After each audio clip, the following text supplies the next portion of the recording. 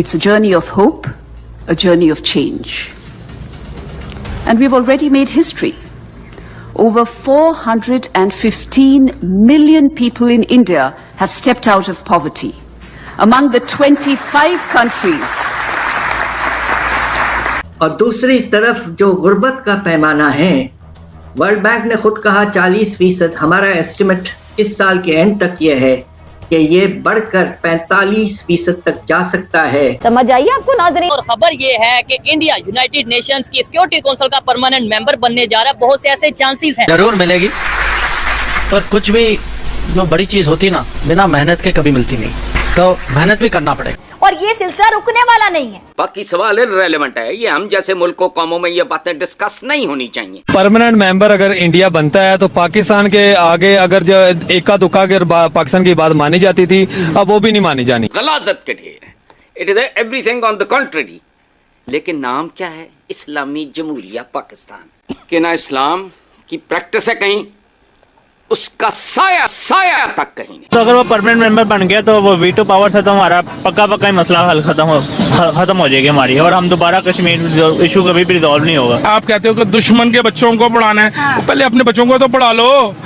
उन्होंने तो bullet train चला दी है कि 2 घंटे के अंदर इंडिया से वो ये दुबई चले जाएंगे। उनको समझ आ गई है लेगेसी की। नरेंद्र मोदी भी लेगेसी के पीछे लगे हुए हैं कि मैं कुछ ऐसा छोड़ दूं that I shell always be remembered in India.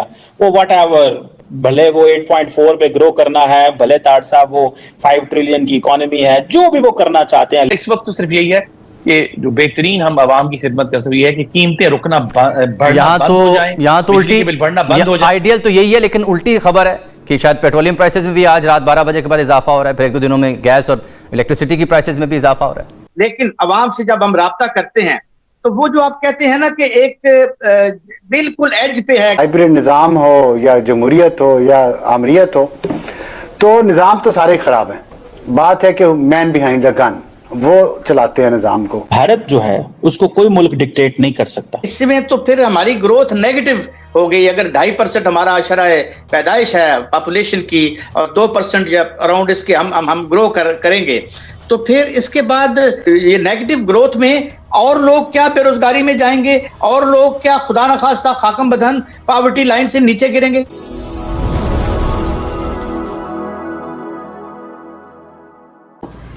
It's a journey of hope, a journey of change. And we've already made history. Over 415 million people in India have stepped out of poverty. Among the 25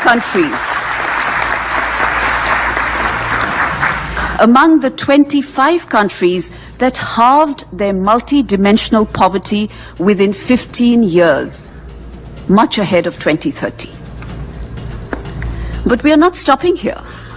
Our mantra, Vasudhaiv Kutumbakam, one earth, one family, one future, guides us. Indian prime minister ने recently अपनी speech में ये बोला है कि मोदी मौज के लिए पैदा नहीं, मोदी मेहनत के लिए पैदा हुआ है। मोदी मौज करने के लिए पैदा नहीं हुआ, मोदी मेहनत करने के लिए पैदा हुआ है। साथियों, 10 साल में जो हुआ वो तो सिर्फ ट्रेलर है, ट्रेलर। अच्छा आबिद भाई, टॉपिक आपने सुना होगा कि इंडिया यूनाइटेड नेशन की सिक्योरिटी काउंसिल का परमानेंट मेंबर बनने जा रहे हैं। खबरें ये हैं। मैं आपको बताता हूँ, ये डॉक्टर जयशंकर साहब जो हैं, इंडिया के फॉरेन मिनिस्टर जो हैं, इन्होंने एक बयान दिया, तो उसके ऊपर मैं आपसे बात करना चाहूंगा। ठीक है। उन्होंने अभी रिसेंटली जो बयान दिया उसमें क्या बता रहे हैं कि इंडिया को यूनाइटेड नेशन का परमानेंट मेंबर जो है ना अब बन जाना चाहिए। ठीक है। देखिए उसमें 5 परमानेंट मेंबर हैं यूनाइटेड नेशन, जिसमें 3 सुपर पावर है, चाइना, रशिया, अमेरिका, और उसके साथ 2 हैं। तो अभी वो इंडिया के लिए भी अप्लाई होगा, या उन्होंने कहा जो भी उनके मामलात हैं। ठीक है। तो यूनाइटेड नेशन का परमानेंट मेंबर जो है ना शोएब भाई, कोई छोटी बात नहीं है। दुनिया के फैसले मैं बताता हूँ सर, मैं बताता हूँ कि देखिए लफ्जों में और कहने में ये आम सी बात लग रही है कि यूनाइटेड नेशन का जी परमानेंट मेंबर जो है ना 5 मेंबर हैं, 6 हो जाए, 7 हो जाए, मतलब जो भी उनके मामलात हैं, तो इंडिया परमानेंट मेंबर बन जाए। जब इंडिया परमानेंट मेंबर बन गया तो उसका मतलब आपको पता है उसका मतलब क्या होता है? यानी कि फॉर एग्जांपल जिस तरह दुनिया में जंग चल रही है, अभी यूक्रेन की चल रही है, रशिया की चल रही है, एक फलस्तीन की चल रही है, तो अभी पाकिस्तान अफगानिस्तान के पंगे जो शुरू हुए हुए हैं, तो देखिए यूनाइटेड नेशन का जो परमानेंट मेंबर होता है उसमें वो जो भी फैसला कर दें, यानी कि 5 मेंबर जो हैं उसमें जो भी फैसला कर दें वो फैसला मंजूर होता है, दुनिया चाहे पूरी दुनिया के कि यार ऐसा नहीं वैसा नहीं, पूरी दुनिया को फिर भी वो मानना पड़ेगा।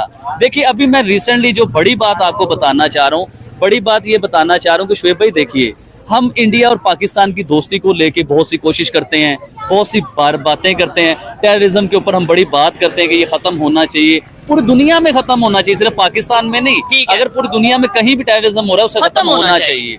अभी मैं बड़ी बात, आपने 2 मिनट बोलना नहीं है बीच में, अभी बड़ी बात ये बताना चाह रहा हूँ कि हम जैसे बोलते रहते हैं दोस्ती हो जाए, तल्लक अच्छे हो जाए, ट्रेड स्टार्ट हो जाए, पाकिस्तान में टेररिज्म खत्म हो जाए। देखिए अब मैं आपको बड़ी बात जो बताना चाह रहा हूँ कि एक टाइम ऐसा आना है कि जब इंडिया ने यूनाइटेड नेशन का परमानेंट मेंबर बन जाना है ना, आप यकीन कीजिए कि उस टाइम हमारा जो अभी बड़े बड़े मीडिया पर्सन है या हमारे बड़े बड़े ऑफिसर जो हैं, जो हमें गद्दार कहते हैं, जो हमें कहते हैं कि यार इंडिया की तारीफ करते हैं, ये लोग मीडिया की पॉलिसीज बनवाएंगे कि इंडिया की तारीफ करा करें, इंडिया के साथ तल्लुकात बेहतर करें, इंडिया के साथ तल्लुक बेहतर हो, क्योंकि यूनाइटेड नेशन का जब वो मेंबर बनेगा तो वो एक क्लास बन जाएगा, बोल नहीं पाएंगे। उसमें एक चीज ये भी है ना कि तब फायदा होगा या नहीं, तब बड़ी बात ये है, मतलब लेट्स सपोज इंडिया मेंबर बन जाता है, तब हम तारीफ भी करें कुछ भी करें, वो कहेंगे कि भाई अब तो इनकी मजबूरी है। मजा तो फिर है ना, अभी हम रिलेशन बेहतर करें, अभी अपनी पॉलिसीज ऐसे बनाएं कि भाई रिलेशन दुनिया का कोई भी कंट्री है, चाहे इंडिया, चाहे अफगानिस्तान, चाहे ईरान, चाहे चाइना, सबके साथ दोस्ती होनी चाहिए, अच्छे तल्लुकात होने चाहिए, ट्रेड होनी चाहिए। और अब अगर हम पॉजिटिव बात करेंगे शायद वो लोग समझें, अब अगर हम दहशतगर्दी के ऊपर कंट्रोल करेंगे, जो उनका क्लेम है, जो उनका शिकवा रहता है उसको खत्म करेंगे, कॉन्फिडेंस उनके साथ बहाल करेंगे तो फायदा है। अभी एक तसर हमें जो आ रहा है, हम जो जाहिर है हम डेमैन है, लेकिन अवाम से जब हम राब्ता करते हैं तो वो जो आप कहते हैं ना कि एक बिल्कुल एज पे है प्राइसेस, लोगों के जो बजट हैं इतने वो यानी तनाव में हैं, तो एक आध इजाफा जो है वो क्या उसकी कोई पॉलिटिकल इम्प्लीकेशन भी हो सकती हैं? देखिए इस वक्त जो बहुत बड़ा मसला बन चुका है, आपने देखा श्रीलंका में जब हालात हद से ज्यादा खराब हुए तो लोग रास्तों पे आ गए थे। अब यह है कि पाकिस्तान में जो एक और चीज बहुत वाज़ेह तौर पर नजर आ रही है और उसका जो पहला इजहार हुआ है वो क्राइम्स में जो इजाफा हुआ है बहुत खास तौर पे बड़े शहरों में, और दूसरी तरफ जो आप देख रहे हैं कि हमारे नौजवान जो हैं वो बेचारे हद से ज्यादा बददिल हो चुके हैं। और मैं आपको क्या कहूँ, मुझे इस बात का बहुत अफसोस है कि हमारे नौजवान जो हैं इस वक्त पाकिस्तान के तकरीबन 2 करोड़ नौजवान बेकार हैं, आइडल हैं, कुछ नहीं कर रहे। ये बहुत ही अफसोसनाक है और इसके नतीजे में खुदा न खास्ता हालात आगे चलकर अगर मसला हल नहीं हो रहा और हालात बेहतर नहीं होते हैं तो ये एक बहुत बड़ा मसला बन सकता है, जैसे बाज दूसरे मुल्कों में हमने इसका नाम दिया था अरब स्प्रिंग। अच्छा डॉक्टर साहब, आपकी जो फिगर है इसमें तो फिर हमारी ग्रोथ नेगेटिव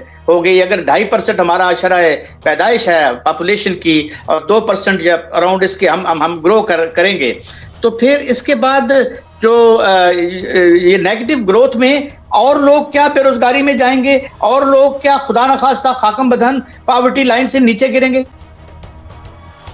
मुझे अफसोस से कहना पड़ता है कि आपका जो असेसमेंट है वो काफ़ी हद तक मुनासिब है। देखिए पाकिस्तान में हर साल तकरीबन आप ये देखिए कि हमारे यहाँ 20 लाख लोग नए वर्कर्स हमारे लेबर फोर्स में आते हैं। उनको एब्जॉर्ब करने के लिए हमारा शरह नमू जो है वो कम से कम 5-5.5% होना चाहिए। पिछले साल ये तकरीबन मनफी रहा, इस साल भी बहुत कम इजाफा। मैं आपको क्या बताऊं, मुझे इस बात का इतना अफसोस है, हमने तो इस पे ज़िंदगी गुजारी है प्रोजेक्शन करने में, पाकिस्तान पे पिछले 30-40 साल काम किया है।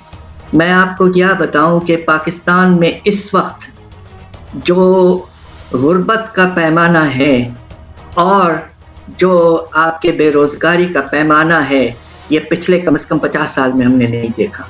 वो क्या है?